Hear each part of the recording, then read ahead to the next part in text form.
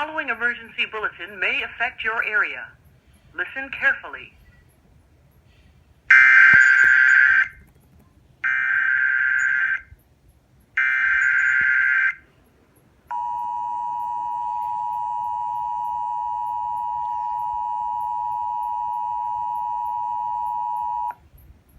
This is a required weekly test of the Southern Nevada Operational Area Emergency Alert System.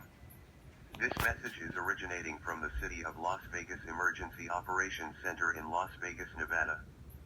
This system is used for warnings and essential safety information. During emergencies, tune to a participating radio or television station for directions, safety instructions, and other official information. This concludes this test of the Southern Nevada Operational Area Emergency Alert System.